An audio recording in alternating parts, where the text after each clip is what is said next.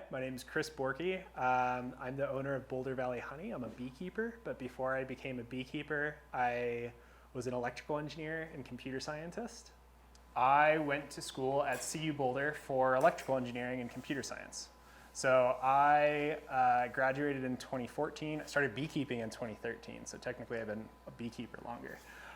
But I did a lot of stuff in the electrical engineering world. I worked on CubeSat radios, so satellite telecommunication systems. I worked in robotics, kids' toys, educational articles. I worked in hard drives, race timing, open source beehives, and things like that. And so my hope today is to impart a little bit of knowledge and get people started feeling comfortable about electronics and circuitry. On the right here, we have just a basic, like a fence, a wooden fence with aluminum wiring, like 14 gauge, I'm sure. And the reason I have that up here is because there were two patents filed within 2 years of each other in the late 1870s. In 1874, the patent for barbed wire was patented. And 2 years later, Alexander Graham Bell patented the telephone. And what that meant was, because the telephone had just been invented, there weren't like telephone wires, there weren't even electrical wires that got out to farms in rural America. So despite that, farmers used their fences to provide each other telephone lines.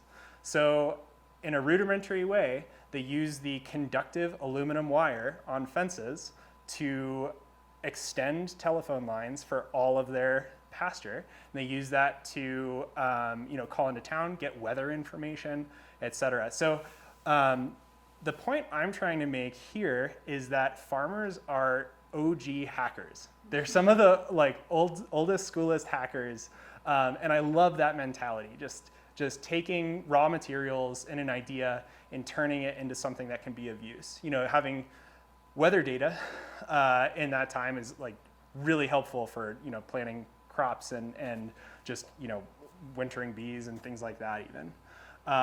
So the goal of this presentation, as I said, is to build comfort, confidence, and understanding with electronic circuits. It's to digest that electrical, the problems and the jargon. So kind of just talk about problems that each of you may have and just talk about potential solutions. Understand how a multimeter is used to learn about circuits. So a multimeter is great because it's a whole Swiss Army knife of electrical tools in one compact package that can give you a lot of information about things. And then finally, it's to understand the basic building blocks of circuits. I like to think of circuits as Lego for adults. There's each component of a circuit is kind of like a little brick. And when put together in unison, I mean, there's only like 8 or 10 components really when you think about it. And from there you can build everything from cell phones to computers to X-ray imaging machines to satellites in space. So it's really just these fundamental components that set the lowest common denominator. And I'm going to go over each one of those and how they could be applicable in your day-to-day life, hopefully. All right, so one thing I wanted to start off with is the hydraulic analogy. I assume most people have worked with water in some sense or been around a stream. So some things we all know is that water likes to flow downhill. It obeys gravity. So it follows its potential down the hill. And it eventually moves somewhere. It might even be the ocean. And so if you can see here, on the right, we have just a closed loop system. So on the left, we have a pump, and that pump feeds from a tank that feeds just a pipe to a valve back into that same pump. So this is a perfect analog for just a basic circuit. You can think of a pump as a voltage source, and it's creating potential above that tank. That tank can be thought of as the ground or the reference state. That's like the least amount of energy in the system. And then the pipes are like wires. So much like water, the electrons are flowing, the current is flowing through these pipes. So just kind of going down through this list, we have, the junction is just these little 90-degree unions. The wires would just be the pipes. A resistor would be like a pipe reduction. Imagine going from like 1 inch to a 1/2 inch. It's the pressure is going to increase because the resistance has increased. There's a restriction in flow, a resistive element in the circuit. There's a notion of a capacitor. A capacitor actually doesn't allow any flow, like water flow or current in the electrical sense, to flow through it. But what it does is it keeps the voltage. So imagine you can barely see it here, but imagine a rubber diaphragm inside of a pipe. So as the pressure of the water pushes against it, it's kind of pushing back. And so it's, resisting, or not resisting, but it's maintaining the pressure that the pump is pushing into it. An inductor is like a really heavy paddle. So imagine a big paddle wheel like attached to a flywheel. Like it takes a lot of energy to get that thing moving, right? Like a big water wheel. But once it's moving, it has inertia. So it takes a while for that thing to slow down. And in fact, if you had a heavy paddle in this system, imagine you give it 5 minutes to start running. So the pump starts and it's initially it's just pressing against that paddle wheel, which is not moving at all. And as it continues to run, that pressure just keeps building and it starts to rotate faster and faster and faster. Well, if you turn off that pump, that paddle wheel is still going to be going. So it's temporarily going to act as a pump itself. So it'll actually siphon up through that tank and kind of continue until it runs out of inertia. So that's a really great example of like an inductor. A switch would, you can think of a gate valve. Or you can think of, I think most people have worked with electrical switches. You just kind of close contact and it runs. A diode, I don't know if people have worked with check valves, but it's like a one-way valve. So it restricts backflow through your pressure system. A diode does exactly that in the electrical system. It allows flow forward, but not backwards. So I guess kind of starting off with that analogy, because this is a big one for me. I'm an analog-driven guy, so having an analogy is really helpful. So does anybody have any questions about the analog so far? I'm just going to draw this up since I have this beautiful piece of paper. Yay. I'm just going to draw up this pump because it actually is here in the slides, but it's a little difficult to see on the screen. One of these. Whatever. Use whatever. I'll try my best. So we have our pump. Can everybody see that? The single line? Let's see if I can get the... Oh, there we go. So this right here is a voltage source. It's the symbol comes from a stack of metal plates that are how batteries are made. So you can think about it that way. And it's positive up here and negative down here. And then we just have a wire. And that wire goes to, as I said, it goes from a large pipe to a small pipe. So that can be represented by a resistor. And then we have this gate valve on the right side, and that can be represented by this switch. So that's a symbol for a switch that's normally open, meaning that it's not connected in its resting state. And when you press it, it closes, and it can either latch closed or bounce back. And then both of these, so we kind of get back to the tank. Oh, awesome! Thank you.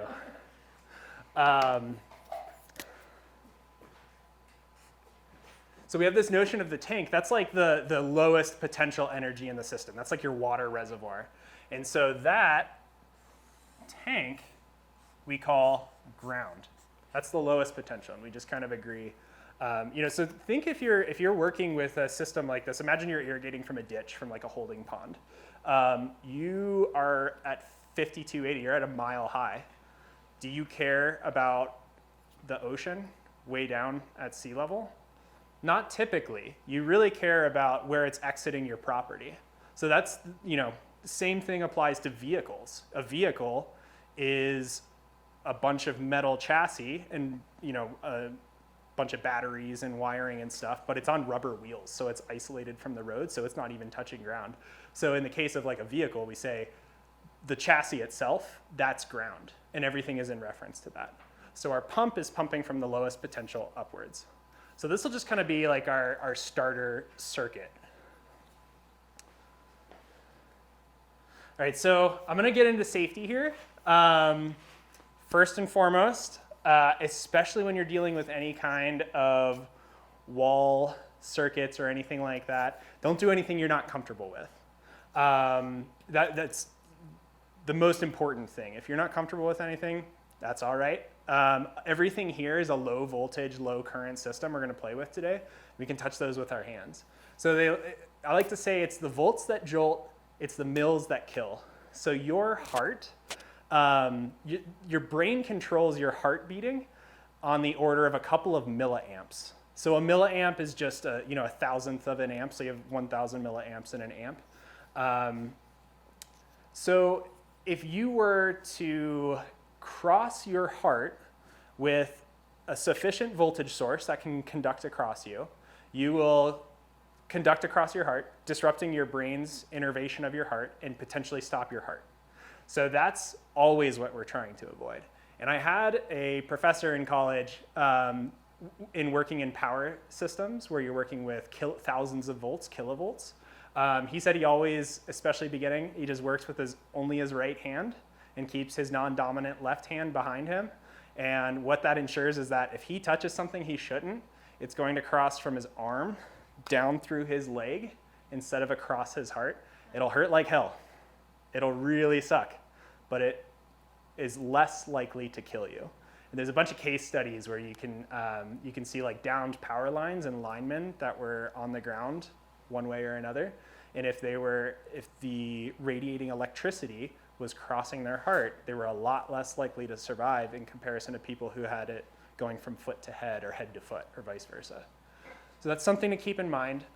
For a loose kind of safety, 50 volts is kind of a good level to stay underneath. So a telephone operates at 48 volts. If you touch a telephone wire, I know most people have cell phones nowadays, but if you were to touch a telephone wire when it's ringing, you're going to give yourself a nasty shock, but it's not going to, hopefully, not kill you. Just as a fun bit of trivia, for wire conducting to actually like jump air, you need 21 kilovolts per centimeter for it to get you. So you'd have to be working with a very serious high power like transfer station for that to jump at you. But has anybody been shocked by an electric fence? Yes. Yeah, I have to, and yeah, it sucks. But the cool thing about electric fences, they're designed that way to be very high voltage to bridge that gap. But altogether, the milliamps delivered, the energy delivered is really low. It's that jolt that keeps the animals away because they don't like it, myself included. Mm-hmm.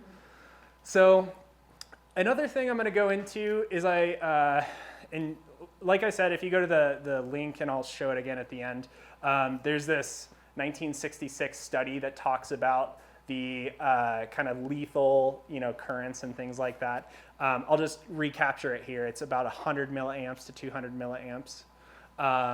And anything less than that it can suck, it can hurt, but it probably won't kill you.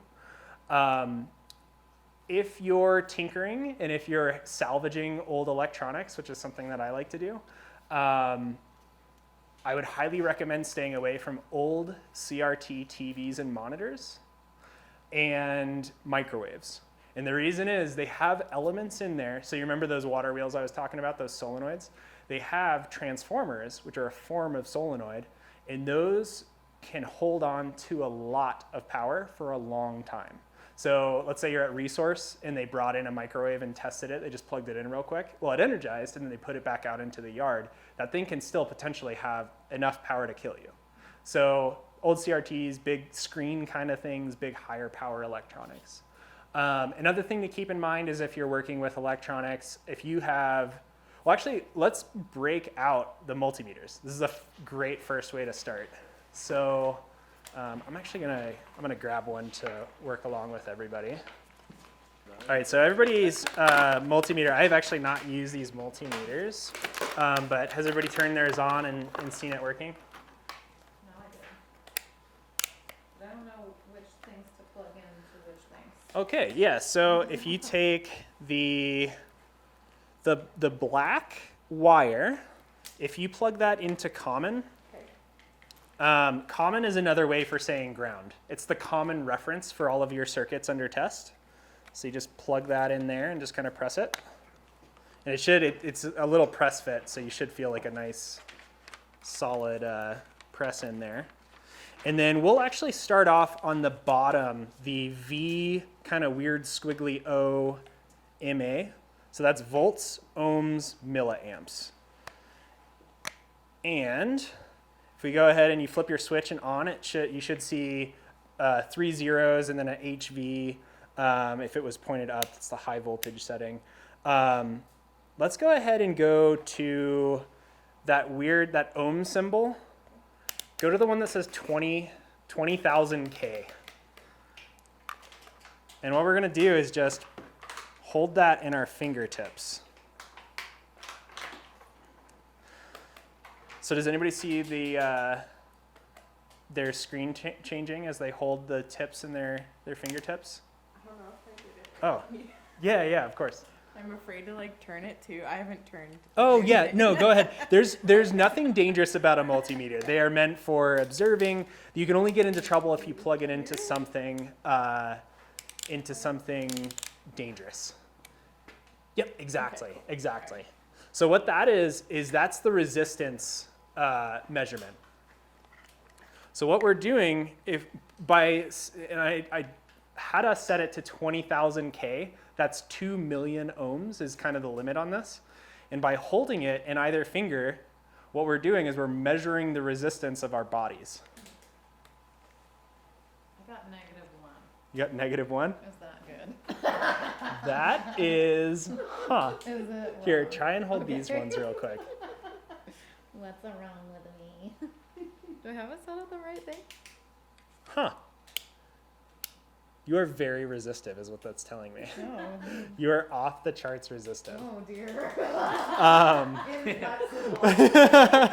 You are, so I am significantly less resistive. Maybe, are your hands dirty maybe? Yes. Gotcha. That could be it. Oh, actually, this is perfect. Do you have water? I have hot chocolate. Okay. If you feel comfortable, if you like wet your fingers, Okay. you're going to be our low resistivity case. All right. By covering yourself in water, you're going to lower your resistance because the water itself is conductive. So let's see if that changes anything for you. Yours has a little dot. Still at -1. Interesting. Is there something like what's the battery thing? But when you take your hand off of it, there's still.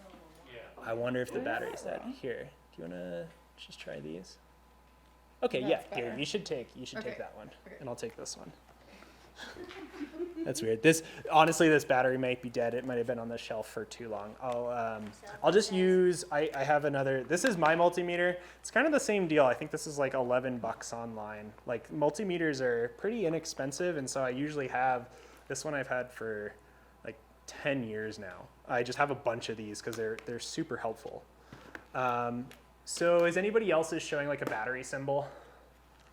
Ours just all says 1. Yours says 1? Yeah. Interesting. If you're not holding them, it does. Are you holding? You have to Oh, hold interesting. them, like, And you're on the 20K setting? Holding 20K? with the Yeah, just like your fingers. Well, let's try this. Why don't you press the probes against like your finger so they're a little closer on your body? Just like one of these things. Does anything show up there? You're all very resistive. We're filthy. All right. Or we've all been working today. Yes. So Now I'm like 1,000. you're 1,000? I mean, it depends. Yeah. So Like it'll drop above that. so let's use your 1,000 Okay. as kind of a baseline. And I'm sorry if that's off. Yeah, you could lick your fingers if you wanted to kind of drop that number. So what we're measuring is the resistance of our skin. And so with 1,000, that means that your skin is equivalent to a 1 mega ohm resistor. So that's an incredible amount of resistance. And so the reason I think that's important is our skin does an excellent job of reducing our chance of electrical shock by being really resistive.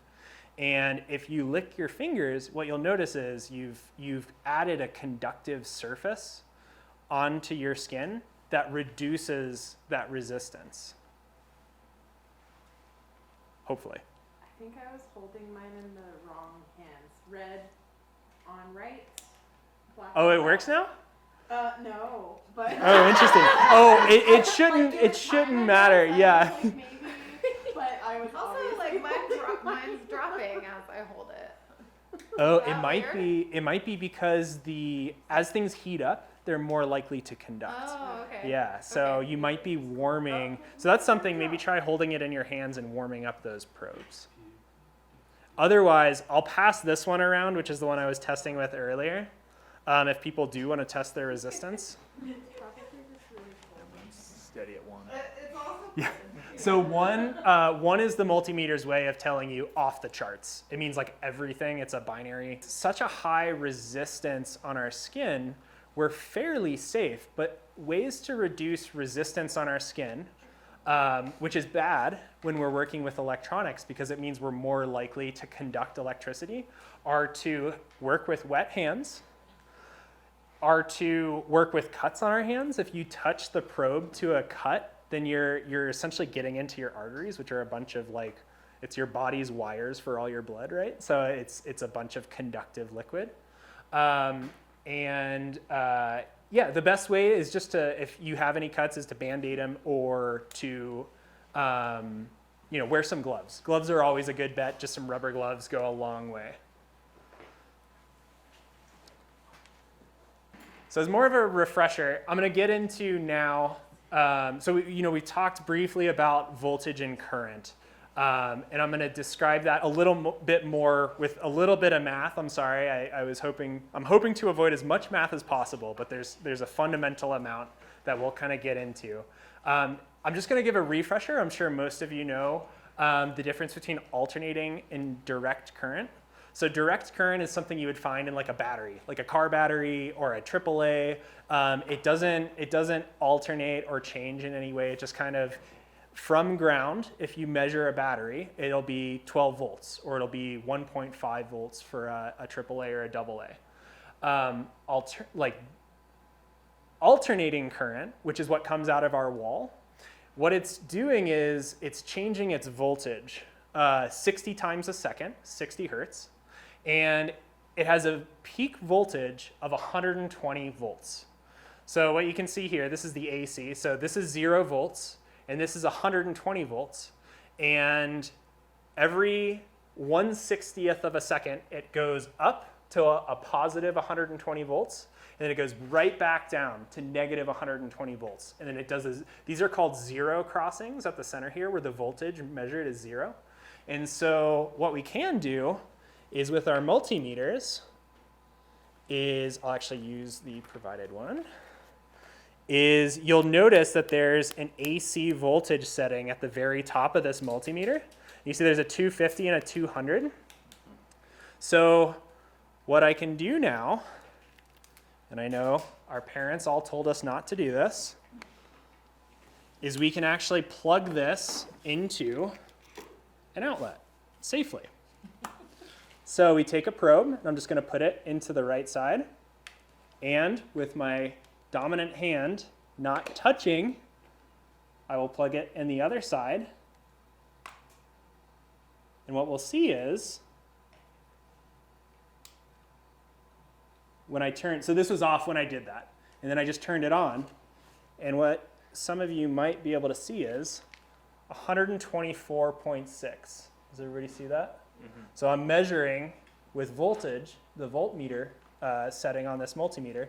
I'm measuring the output of this cell, or of this what essentially runs through a series. This is powering my laptop, but runs through to the wall. So I just told you that it's 120 volts. why did I just measure 126? What's going on is that 120 volts, nothing's ever perfect, right? So the spec for a house wiring means that it can bounce within 10% of that. So you might see, sometimes you even see circuits referred to as 110 VAC, 110 volts AC. So there's wiggle room, as what's going on here is that the power company is producing a bunch of power, and as loads change, everybody's getting home from work and turning on their kettles and everything. They produce more power by burning more fossil fuels or engaging more batteries that have stored photovoltaic energy or things like that. And then people turn those off, and now it's overcompensating. So there's this constant thing going on with the power companies where they're trying to match all of the incoming power to the grid loads. So one last point I want to make regarding AC voltage is I'm about to go into some equations for calculating power. And can anybody tell me if you were to take the average voltage of this waveform, which starts at 0 and goes to 120, and then goes back to 0, and then goes negative 120, and then back to 0 again? Can somebody tell me what the average of this would be? 0. Exactly. It'd be 0 volts. But it's still providing power, even though it's negative. It's flowing the opposite way. So what's going on is it's kind of like it's just moving the opposite direction. That negative sign means it's moving back and forth.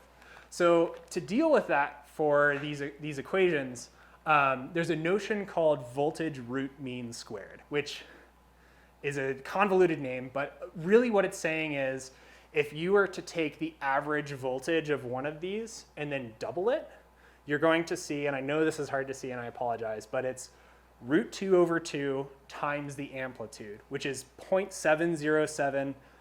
We never really need to be that precise with anything. Let's just call it 0.7. So 0.7 times 120 volts means that DC, to think about this from a power sense, that's actually about 85 volts DC when we run it through our equations later. All right, so kind of coming back to the multimeters, this multimeter can measure up to 250 volts, which is helpful if you're working with 230 volt two-phase systems ever. And actually the way power comes from the power company is it actually always comes as 230 volts. And at the panel, you'll notice that your breaker panel actually splits into two sides. You actually split that because there's 3 wires in there, and you take one leg with reference to ground, and you run half of your circuit breakers off of that. So that one leg provides you the 120, 115, half of 230. And then the other leg, you split into another set of breakers that can power your home. So if you wanted to, if you've ever noticed, like in your breaker panel, they have the doubled up ones, and you can actually power 230 volt circuits with that. That's just not splitting it. So then you can get more power that way.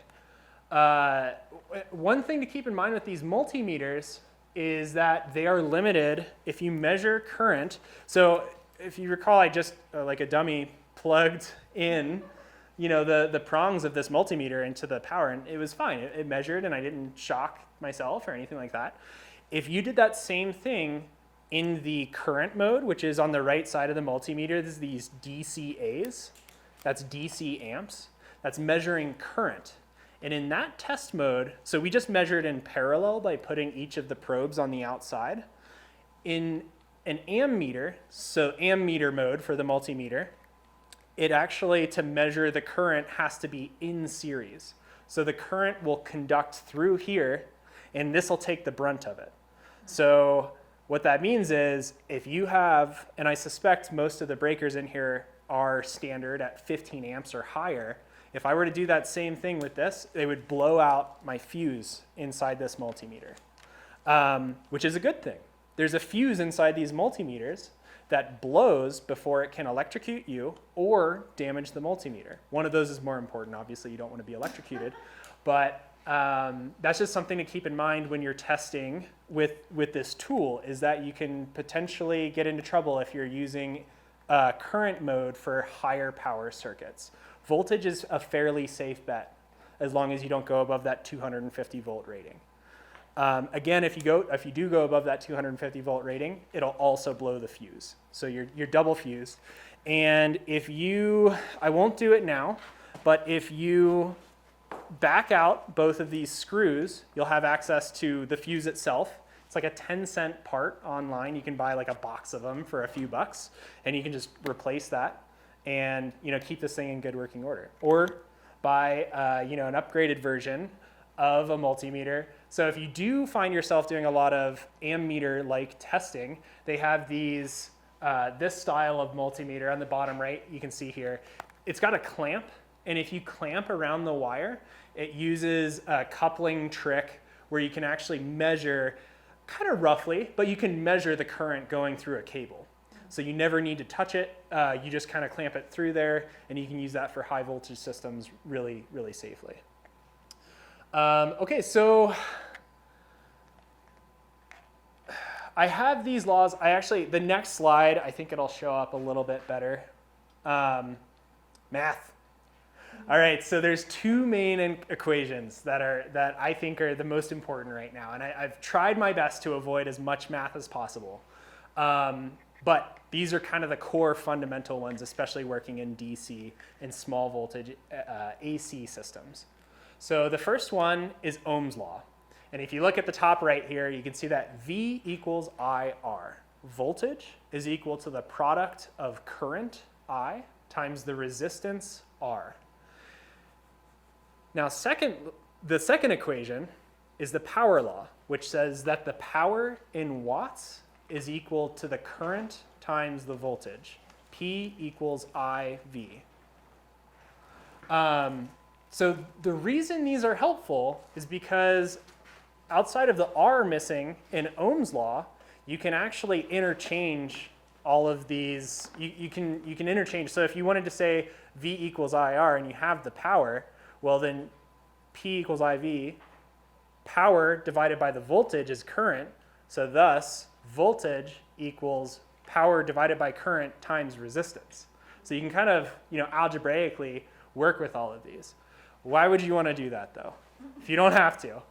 Well, it's great for comparison's sake. So especially this power law, you can make a lot of comparisons between different systems. So for instance, I already talked about the 120 volts AC is an 85 roughish volt DC system. So let's say you have a 15 amp breaker that's fully used, and you want to calculate how much power was I using. So 85 times 15, which I'll pull out. Oh, I could do that in my head. Let's see. 850 plus half of that, call it like 1,200 watts or so. So that's like a 1,200 watt pull on that breaker. Well, why is that interesting? Who cares about watts? So a watt formally is defined as a joule every second. Fun fact, if you wanted to heat a cubic meter of air in your greenhouse, it's going to take you 1,214 watts. So if you have an 1,800 watt heater, what that means is watts matter as long as it's running. So if you turn off a heater, it's 0 watts. It's not doing anything. If you turn it on, it's running at, say, 1,800 watts. That can heat 1 cubic meter of air, 1 degree Celsius every second that it's running.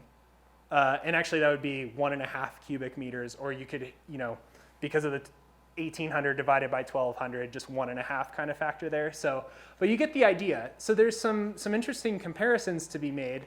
Your standard microwave oven is running at 1,800 watts. If you've ever set the power setting on your microwave, I know most people don't do that since the 70s. One XL kilowatt hour costs about 10 or 11 cents. Now, if you want to think about motors and doing physical work, 1 horsepower is equal to 746 watts. So call it 750. I'm a huge fan of rounding. Like, I'm not trying to be a high precision kind of a person here. So what that means is a 1,800 watt microwave is about equivalent to about a 2.25 horsepower engine, like running, like a little two-stroke, kind of similar to Chris's two-stroke class the other week. And then if you're to run, say you run your heater for an hour, you just can multiply the hours times the watts to give you watt hours. So if you run an 1800 watt heater for 1 hour, you get 1800 watt hours. If you run it for 2 hours, you get 3600 watt hours. 1 gallon of gasoline is about 34,000 watt hours. So it's just kind of a comparison of like how much power and electricity and work is being done. Now, if we come back to our circuit previously, I'll just give a quick example of, so let's say we close this switch. So now we just have a wire. And let's say, what voltage should we use? Are we working in cars? Are we working in, you guys want to choose like 12 volts or? 12, yeah. 12 volts? Like All right. pump. Let's call it a 12 volt battery. And then let's say we're playing a speaker. A speaker is typically 8 ohms. So we know we have a speaker and it's 8 ohms. We know that it has a 12 volt source and it's modulating up and down because we're playing some jams and stuff. How much current is going through that speaker? So if we take V equals I times R, 12 volts equals I, and let's just divide the R out over here. So 12 volts divided by 8 ohms. I think that's 1.5 equals I. Sorry, the I comes from a French thing, meaning like, I had it on the bottom here. Yeah, exactly. So, like I said, we're dealing with kind of centuries of precedent. So there's a big mathematical debate because electrical engineers, because they used I for current, they can't use I for imaginary numbers, so they use J. So there's this whole like animosity between math nerds and electrical nerds, but I just wanted to give that bit of trivia, I guess. So 12 volts times 8 ohms, it's ohms, is 1.5 amps. Cool. So current, I'm sorry, I just need No. to review. So current measured in amps. Yep. Okay. And then watts are measuring also current? Or what Watts are measuring power. Okay. So that's a great question. Let me talk a bit more about that. So watts are like the total kind of work that the thing is doing as it's working. Watts are really kind of like an aggregate number to compare work of things. So if you have 1 horse doing 750 watts, if you have an engine like a huge industrial 3-phase motor, it's probably doing tens of thousands of watts of work as it's like turning turbines and crushing stone and what have you.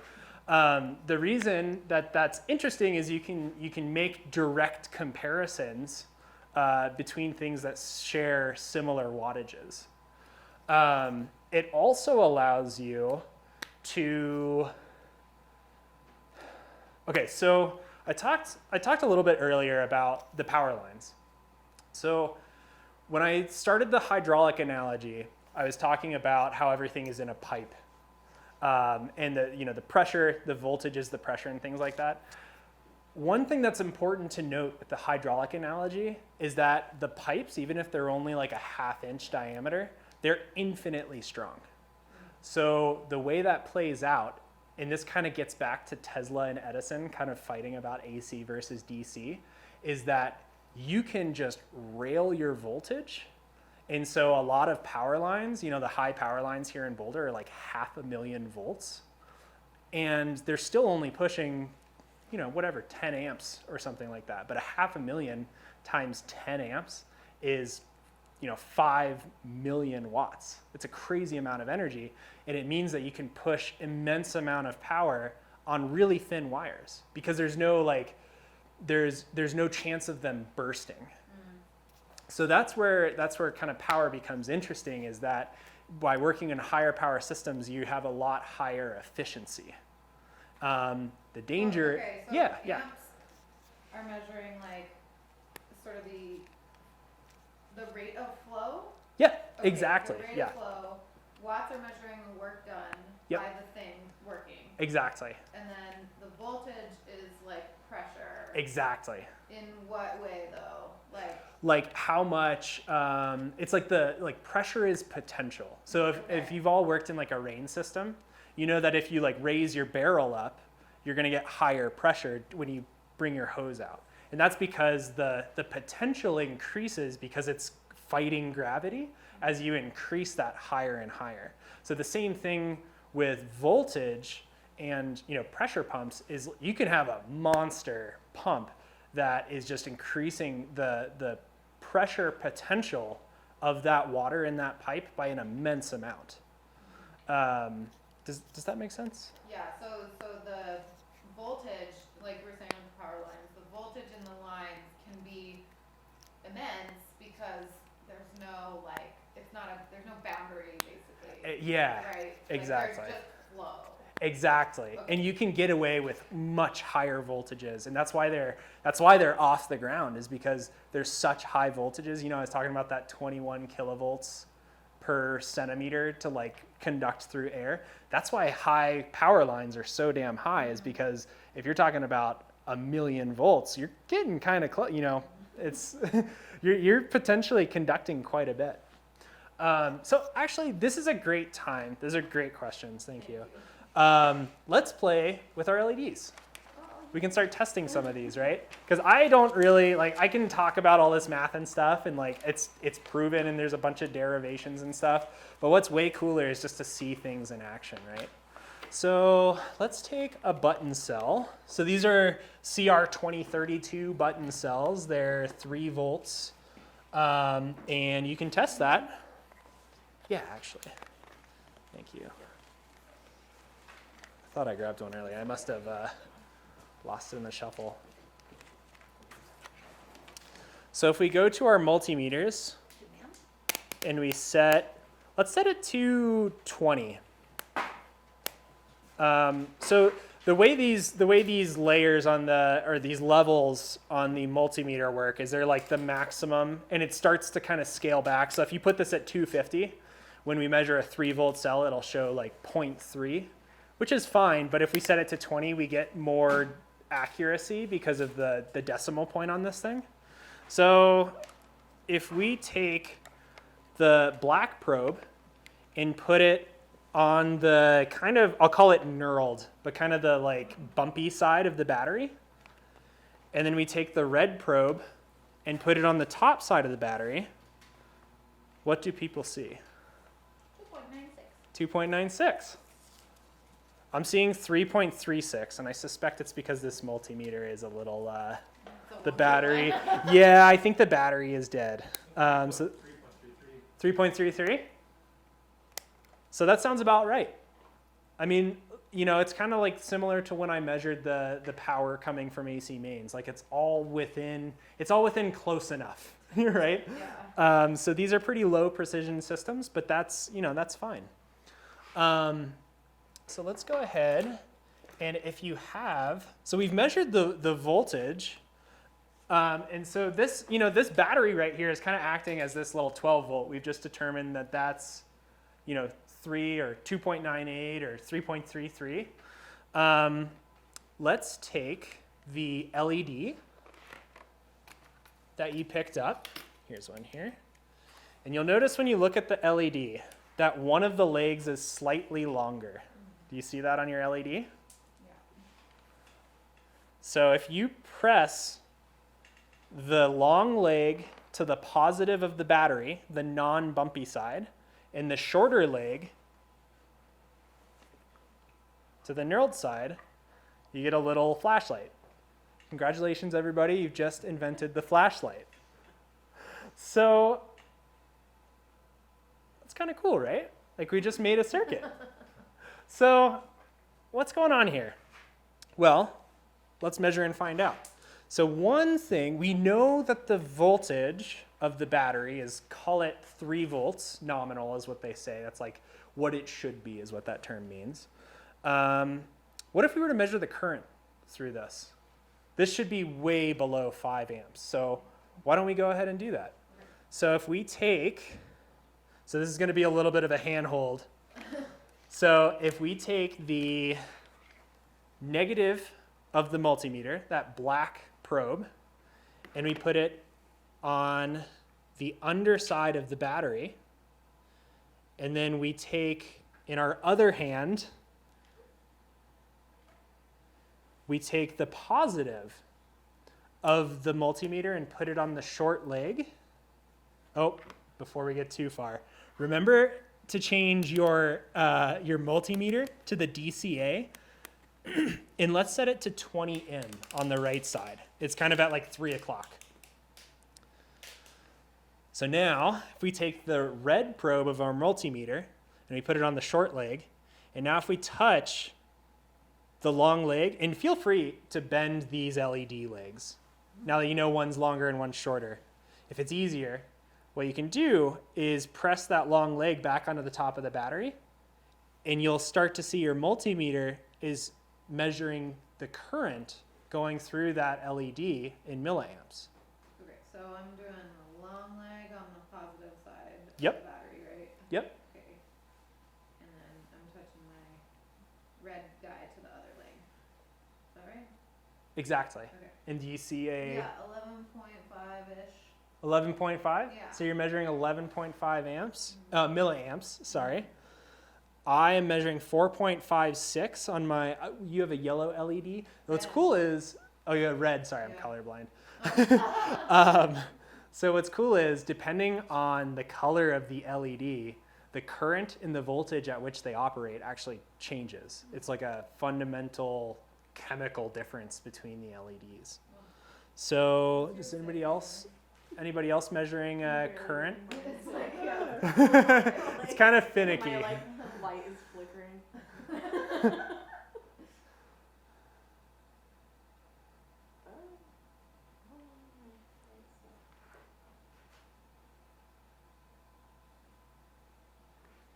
Did you get one, Nelson? Yeah, I'm in 0.05. 0.05. And you're set to the 20 M on DCA? DCA, yeah. Interesting. So you're using half a milliamp. Huh. I mean, it's measuring. That seems within the realm of possibility. Anybody else want to share their numbers? Is the light supposed to go off every time I touch it? It's going off. You might be reversed. Yeah, you might have it backwards. Wait, the long side on the positive. Long side is the positive. Yeah. So these are polarized elements. Just to make sure the okay, yes. Wait, I'm doing that. The Positive is positive is the the flat smooth side, side, yeah. yeah. I just feel like mine just keeps So what we're doing with this kind of, difficult kind of handhold with the LED and the battery and the probes is we're forcing the multimeter to be in series with the LED. That is, So it's acting as like all these wires are a circuit. exactly. So what we have here, I'll just draw it up here again. So That's the same. Yeah, I'm not saying that. I think I might have been too my light. all right, I will. Would you like another? I don't know. It's not working. I must have.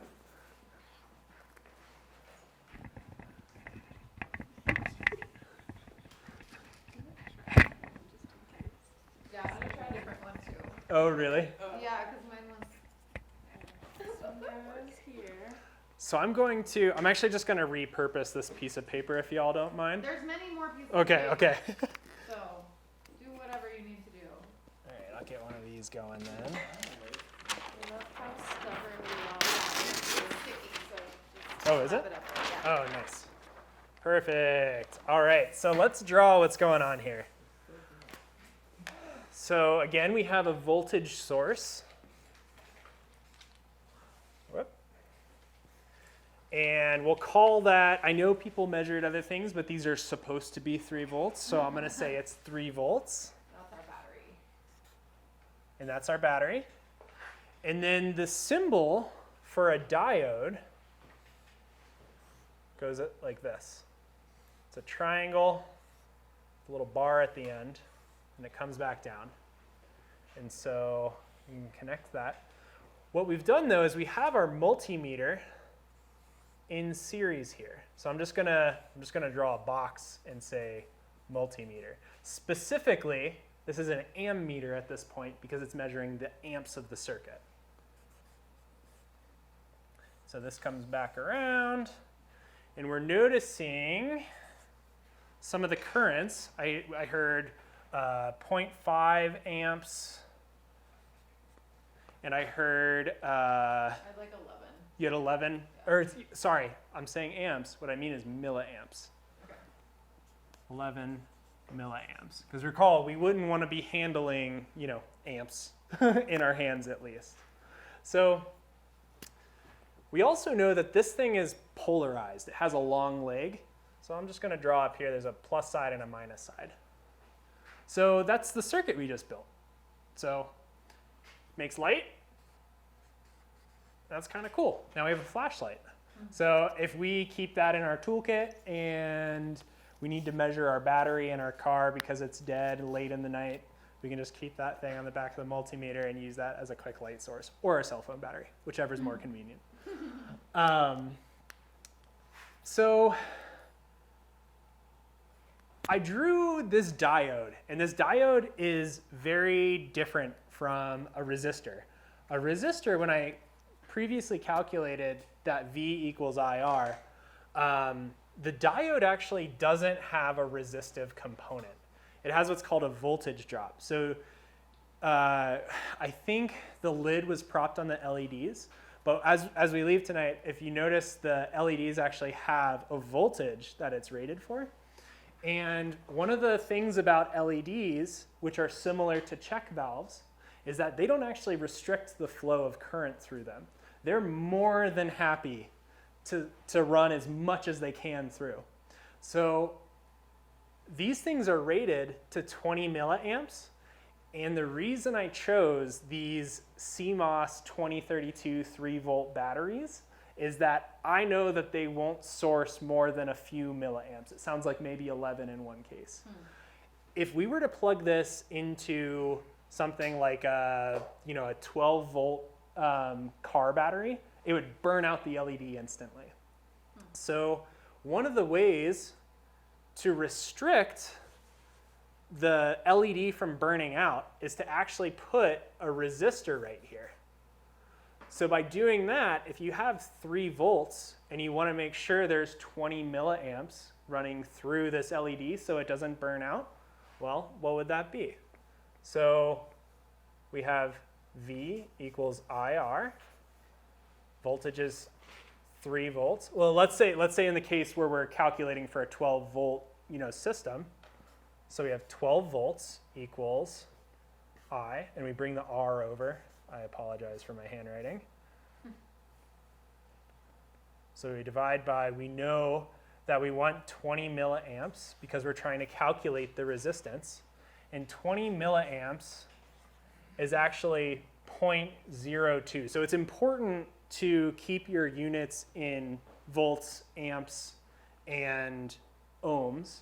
Otherwise, you can be off by like a factor of 1,000, which if you're comfortable with, you can also just, that's fine as well. Just be aware. So I've gone ahead, 0.020 amps is 20 milliamps, and that should be our max level. So 12 divided by 0.02. Does anybody know that off the top of their head? Yeah. Yeah. Okay. Yeah. So probably 600-ish. Oh, I'll just not be quite so 600. lazy. Is it 600? You got it. So in order to keep this LED burning out in a 12-volt system, we want to, in addition to holding the probes in our hands, we also want to add a resistor to the mix. So this then becomes 600 ohms. So that's kind of an example of the use of Ohm's law and the use of the power law in a couple of steps. Does anybody have any questions? Does that make sense? So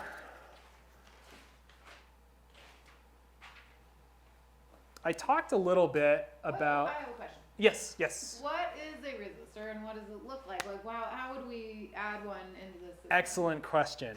All right, I have exactly that. So I'm going to skip ahead here. This is what a resistor looks like. This little, you've probably seen them. They're kind of small, and I have some floating around here. Look, it's our electric kettle. Didn't you just say Yeah. So electric kettles are usually, they're 120 volts AC, but they're about 1800 watts as well. Most of your appliances. So this is a ceramic resistor. It's a piece of ceramic that's spun in a factory, and they make bajillions of these at a time. If you buy one of these, online, it might be like 25 cents. If you buy a reel of 1,000 of these because you're building cell phones, it's also going to be about 20 cents. They're so cheap. So that's the thing about these components, is they're all incredibly cheap. These are, so I told you I was colorblind, right? So the way that let's see if I can. That's a little bit better. So the way that you determine the resistance marked on these is they're colored bands. And actually, this is a perfect example. These three looked like the same color to me. They So, look kind of yeah. So basically, the bands give you its first digit, second digit, and then the multiplier 10 times. So this might be like a 2, a 3, and a 3. So that's 2.3 times 10 to the third. That's 2,300 ohms. So we would want to look, anyways, I did this a lot in college, and it's kind of a pain. They make these, which are so great. So what this is it's one of these resistors as a screw, and as you turn this, it actually changes the resistance.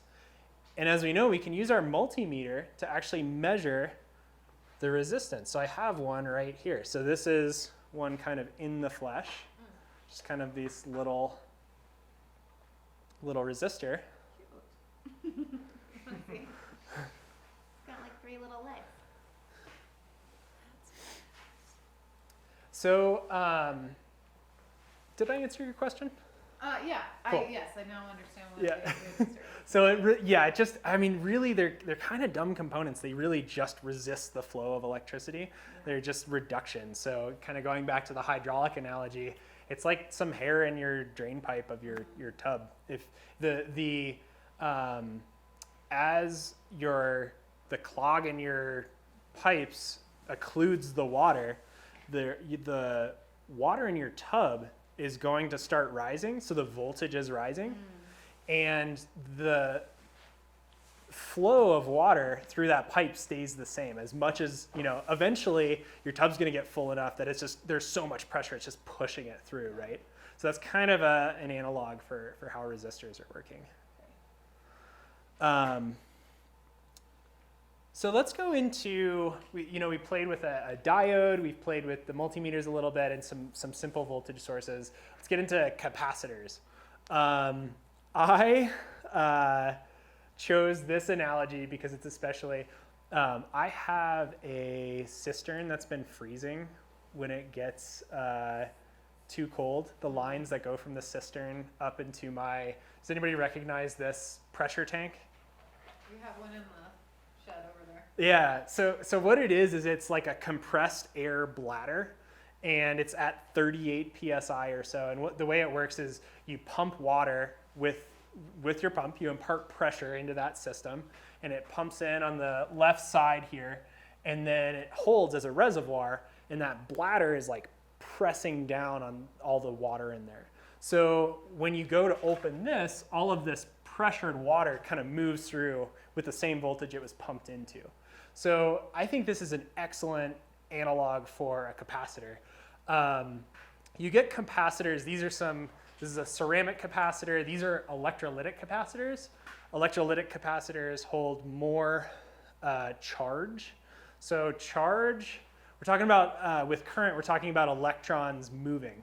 So electrons are just a bunch, like if you just had a bucket of electrons, that's like a bucket of charge. So what happens is the charge collects on these plates, but there's no current running through it.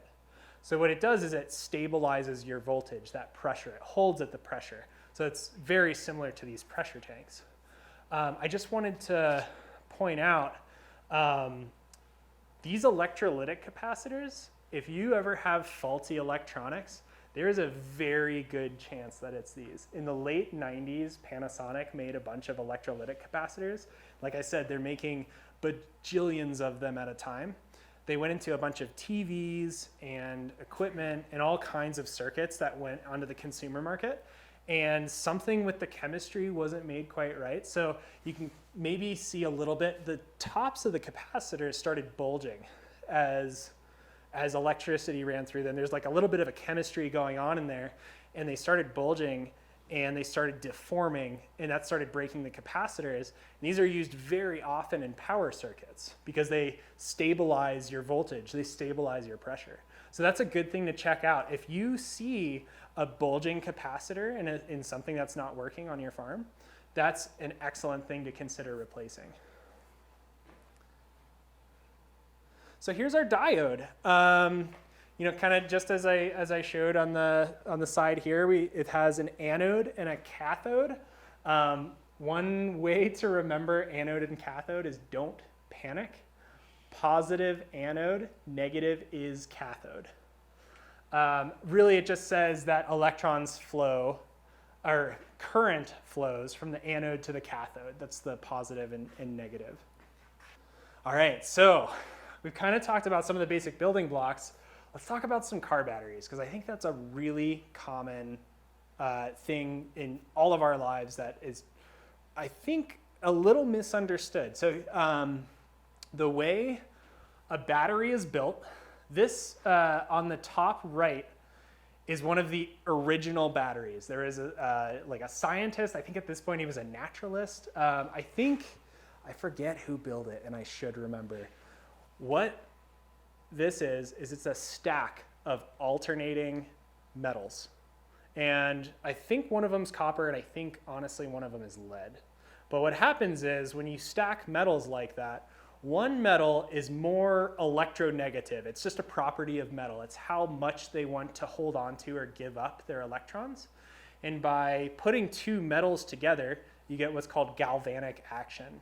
Kind of going back to electrical fences, have you ever tried putting aluminum wire on a copper grounding rod and seen like the corrosion? That's exactly what's going on, is the electrons are flowing from one metal to another.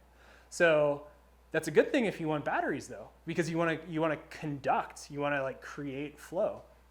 So you can see a little bit of that corrosion in these Duracells, that like flaky stuff. Don't eat that, as tasty as it looks. It's a potassium hydroxide. It's like a salt, essentially. So a car battery is essentially a bunch of stacks of these metal plates, and it's immersed in an acid. And what that acid does is it dissolves all of these kind of free-forming, it's a solvent. So that solvent allows for all these salts that would normally kind of be corroding and stuff like that to disperse and cause conductive electron flow. So that's why, that's the reason they're called lead acid batteries. It's lead and copper and acid, and that stack, that sandwich, creates a voltage, and you stack those together to get higher and higher. So really, if you were to pop one of these open, you're going to see a bunch of plates, and each one nominally is 2.14 volts. So if you just take like a plate of copper and a plate of lead, you can just measure that, and it's 2.14 volts. So what you do is you take 6 of those and put them all together, and that's how you get 12.84 volts. So a properly charged car battery is 12.84 volts. Now, let's say it's the winter right now and the starter batteries have been having kind of a rough time because of how cold it is. Let's say you go outside and measure your car battery and you see that's 10 volts. Well, it's kind of close to 12, right? Well, it's like 5/6 or whatever. That should be about like 85% full. Unfortunately, the way batteries work is they have this discharge curve. So you'll see that this it's kind of rolling off. This is a 13, this is a 12, and this is 11. So a battery is happy anywhere from about 12 volts to that 12.84.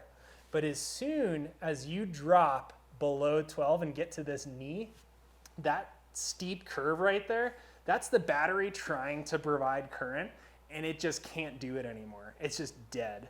So something to keep in mind is when you're measuring car batteries, is that by the time you get to 12 volts, that battery isn't in fact dead, even though it's kind of close to 12.84.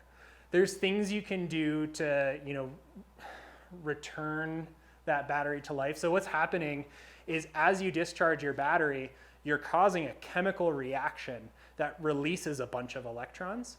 And in the process, it creates all this corrosive stuff. And it tends to accumulate on the anode and cathode inside the battery. So there's certain processes, it's kind of a pain, but what you can do is actually pulse that off. So you take some high power and you just pulse it. And that you're trying to break up that salt on the inside of your battery. But that's usually that's like a whole different circuit and kind of a pain. The other thing, it's not showing up. So when you're using a lead acid standard starter battery for your car, the purpose of that battery is to start your engine. It's to try and get this huge tumble of like metal and rot, just power kind of started and get the gasoline burning and things like that. So the way these are meant to be used is have you heard of cold cranking amps on your battery? It's like a rating. Yeah, so it's usually like 600 to 800 amps. So that's an incredible amount of power. It's like 800 times, well, let's calculate the power. 800 times 12, that's 9,600 watts for a couple of seconds. That's crazy. That's like 5 microwaves or whatever. So the downside of that is those batteries are not made to be run for a long amount of time. They're meant to be run until your alternator kicks on, and that alternator is a generator that spins and it creates electricity inside your car, and that's actually what most of your car is running off of. So what this is meant to show is that if you use a starter battery and you completely discharge it, so you go, when I say completely discharge, I don't mean going to all the way to here, I mean going to about here. But if you completely discharge, you only have about 12 to 15 times you can do that before your battery's kind of boogered. Alternatively, they have these marine deep cycle batteries, a cycle meaning going from the full charge voltage of 12.84 volts all the way down to not 0 obviously, but like 10 or 11 as far as you want to use that power. They're meant to do that. So if you're looking to use something like a car battery for high power electronics or circuits, consider a deep cycle battery. Lasagna batteries. Has anybody ever made a lasagna and put aluminum foil on the top and noticed that it gets kind of pocked on top? You have made a battery. So it's the exact same thing as a car battery. We've layered a bunch of noodles and conducting plates, and we've put it in an acid tomato sauce, and we've baked it in a steel pan and wrapped it in aluminum, 2 dissimilar metals, one of which likes to give up more of its electrons and corrode the other. So that's something to keep an eye out for, and also an argument for packaging in plastic. All right, so kind of on the battery vein, this is actually a data sheet for those lithium coin cells that we just played with for the LED circuit.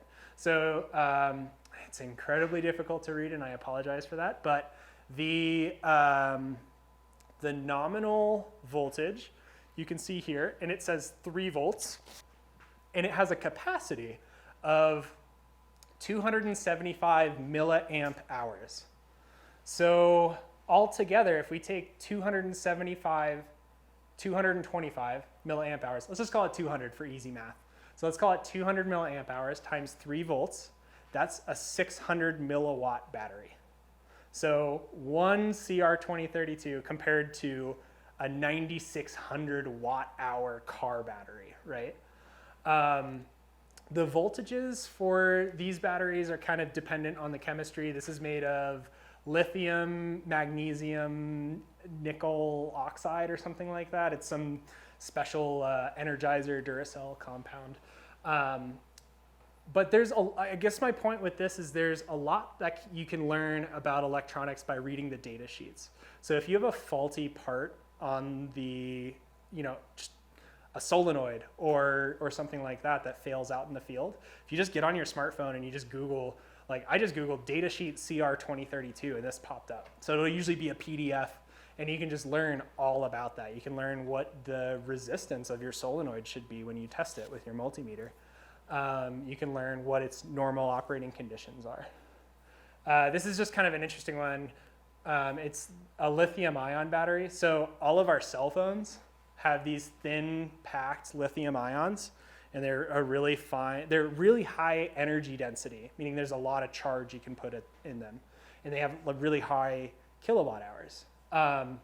One of the downsides of lithium polymer is that it's temperature dependent. So car batteries have not gone to lithium polymer or lithium ion because they're meant to be started in the cold.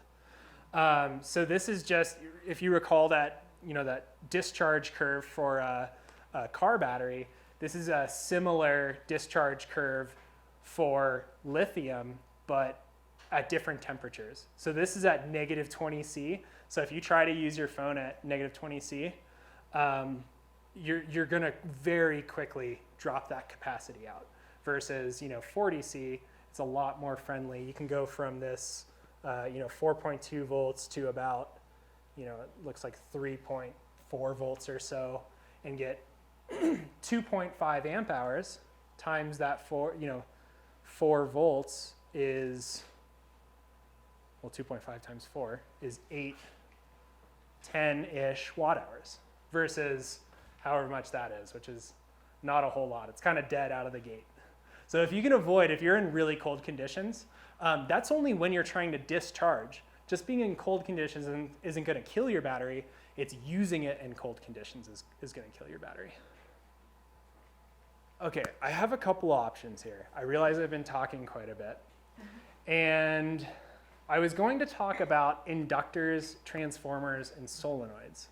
But I think maybe what might be more interesting is if people had specific problems with electronics that they would like to talk about. I think that could potentially be of more interest. Does anybody have anything? Yeah. Thing.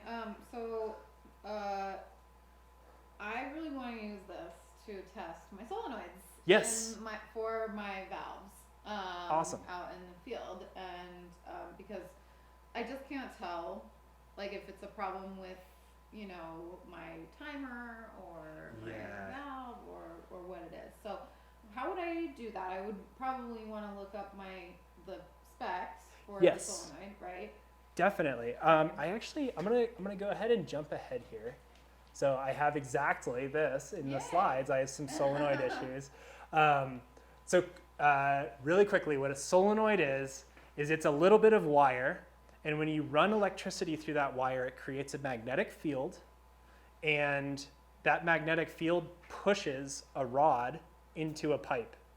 And that rod, or it pulls it out.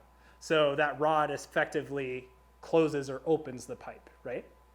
So oftentimes what can happen with solenoids is they're electromechanical devices, and they're really like grime and dirt and things like that. And I'm sure you've looked at this, but that can be a really common issue is if a little bit of dirt gets in there and it's inhibiting the that iron bar from closing the pipe, that could definitely, be an issue. Additionally, the inside your solenoid, it's this round bar, and you have a coil around the outside. But because it's round, you don't want all of whatever fluid you're working with, ostensibly water. You don't want it kind of coming back up into the electronic end. So there's an O-ring that keeps everything sealed. So it's good to check that out. So let's assume you've done all that. There is a resistance to that coil. So if you recall in the hydraulic analogy, the solenoid is like a water wheel. Yeah. So what happens is you run current through that water wheel, and you get it kind of spinning up. And in this case, it's spinning up and pulling that iron bar out of the way, or pushing it into place, depending on if it's normally open or closed. Let's assume we're opening the solenoid. Okay. So one failure mode of solenoids is that they're really just a coil of copper wire. It's like a big, long strand of copper that's just round and round and round and round and round. And it's wound around this central rod. So what can happen is, if you get corrosion, if that O-ring breaks, then you can have a conductive fluid inside there, and those wires can actually conduct to each other, and they can short. So when you're dealing with a solenoid, I actually looked this up, a Rainbird AC solenoid, so AC, it's running at 120 volts, should measure between 20 to 60 ohms. So if you take your multimeter, and let's check our settings. So we have this, let's see, we have 200, 2000. So if we just set it to the 200 setting, so at 6 o'clock on our multimeter, that should give us the resolution to look for that 20 to 60 ohms. If it's less than 20 ohms, it indicates that there's a short, in that it's getting too much current, and that the solenoid isn't creating a magnetic field to pull that bar out. So that's what a short is. Just yeah. Question, but that's what shorting means, is that there's actually too much current. Exactly. Yeah. Something that shouldn't be conducting is. So a short, we had this this switch.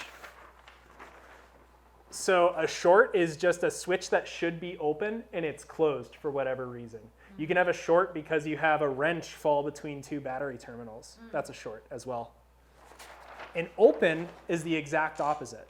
So if it should be closed and then it's not connected for whatever reason, and you can test that. So you can test a short with resistance, and you can test your solenoid inside the coil windings by looking at the resistance of that coil.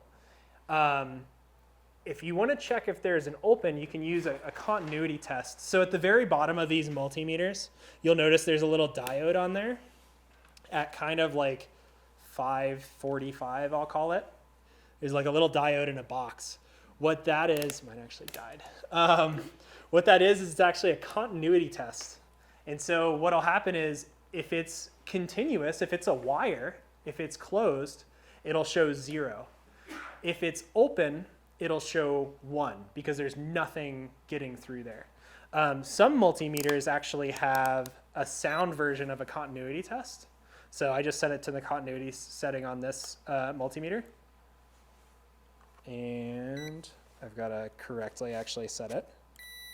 So that just, when I press it, it just makes a noise. That's really handy for when you're trying to figure out if your solenoid is shorted. I would suggest ostensibly you have several solenoids, maybe one that's good that is working. One thing that you can do is, using your multimeter, is actually test between the contacts where it should have power. Yeah. Test the resistance of the good one and compare it to the one of the bad one. And that might give you an indication of if it's within the operating range, if it's too small or too large. Another thing to make sure, kind of getting back to all this corrosion talk with the batteries, you really want to make sure your battery terminals are clean.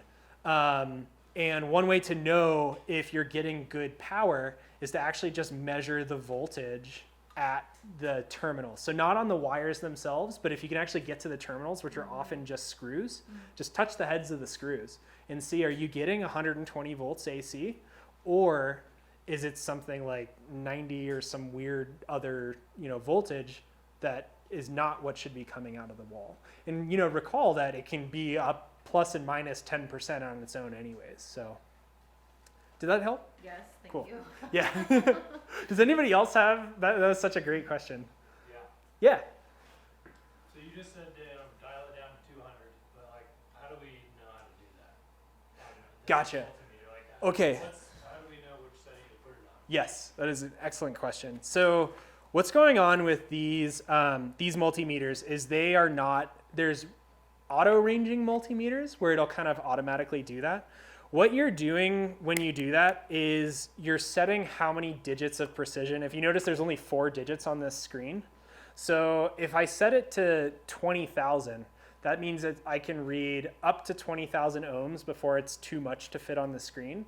And so if I see like a 10.5 on there, I know that is actually 10,500 ohms, or 10.5 kilo ohms.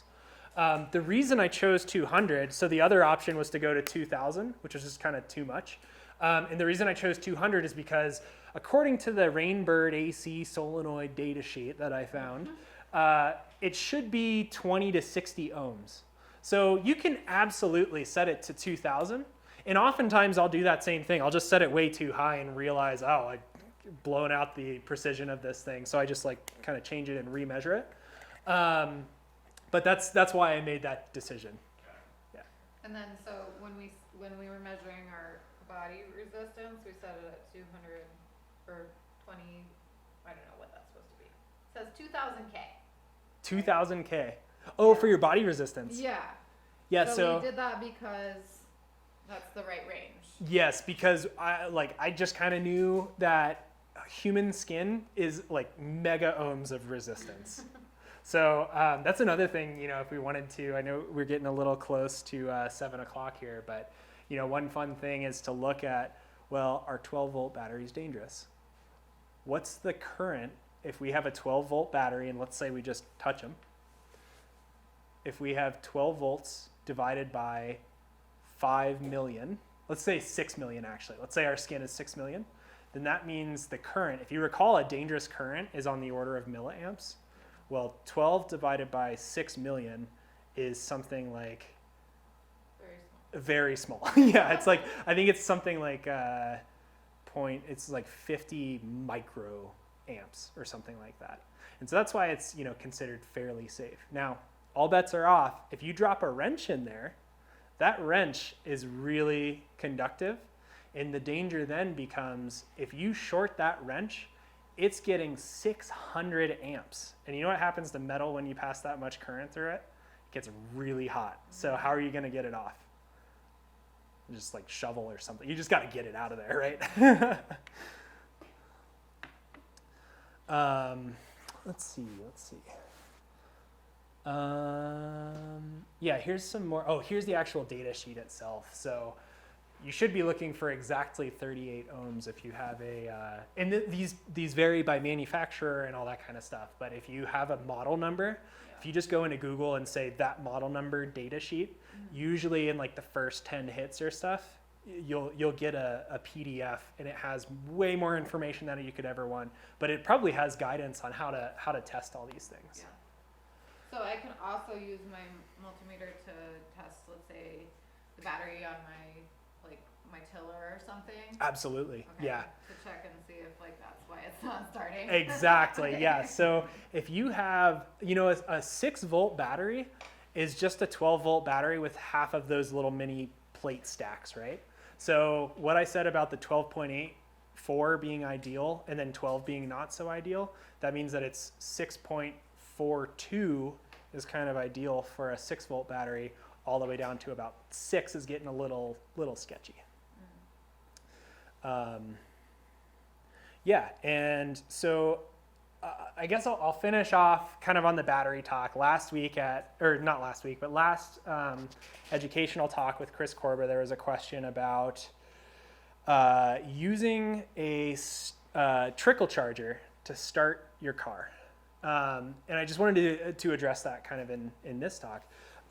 So what's going on with a trickle charger is you have a really small amount of current, something like 1 or 2 amps, that's going into your battery over a long amount of time. So it's, if we just look into the watt hours again, so we have volts times amps times time. So 12 volts times 2 amps, call it, that your trickle charger is working on. So 24 times, call it, you charge it overnight for 10 hours. So 240 watt hours that you've put into your battery. Now, when you use your battery to start and you pull those 600 cold cranking amps, it uses all of that in less than a second, right?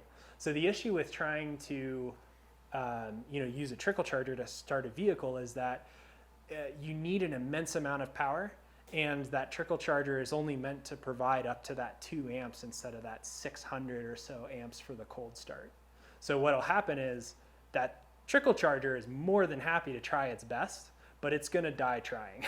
Like it's literally going to try its very best to provide as much power as possible. And oftentimes in trickle chargers, there's protection circuits to keep them from kind of killing themselves. It says, whoa, whoa, whoa, Buster, like you're trying way too hard.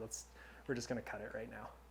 So, yeah. But I could use a trickle charger to maintain my battery over the winter. Absolutely. And that's an excellent way to take care of your batteries. Yeah, if you can keep them at that 12.84 volts, that's so great.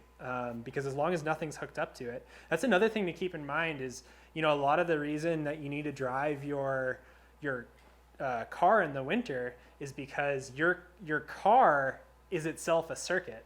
And even though your car's turned off, your security system is on, your computer is on, you have all kinds of electronics that have these, it's called a parasitic draw. And what they're doing is they're only drawing, okay, so I'm gonna take a step back here because this is very personal to me. I had a Ford F-250 2005 turbo diesel, and it had a 2 battery setup. That sounds super great.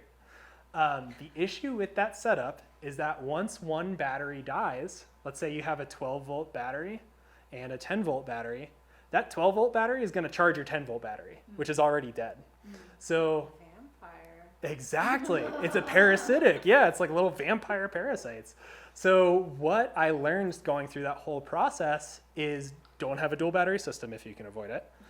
And that Ford F-250, the manufacturing spec says that the system, while off, can be drawing up to 100 milliamps, and that's how it's designed. So your battery is going to be discharging just because it's plugged into stuff, including all kinds of weird doohickeys and chassis and things like that. So a trickle charger is an excellent way to take care of your equipment. Yeah, because I've noticed that. I have a 1991 Subaru that doesn't have it has nothing, right? Like it's before cars had computers. Yeah. I leave that, it doesn't care how long I leave it and it'll still start, But Yeah. then I got this new van from 2013 or something, and it dies if I don't drive it every week. Yeah. I can't get it started without a jump. Electronics. So, man, just saying. Well, it is 7:05 now, and I don't want to keep people too long. Like I said, I have a bunch of, there's a bunch of slides and material here. I'm actually going to leave it here, and I'm going to give my email out. And the reason I want to give my email out is I want to hear your all's problems. I really, kind of in the same way, I started this talk and talking about farmers not having access to big, companies bringing telephones onto their property, so they solved it themselves. And that's a very farmer mentality, and I love that mentality. And if there's any way I can help solve a problem you all have, especially related to electronics, I would love to hear about it. Cool. All right. Thanks, everyone.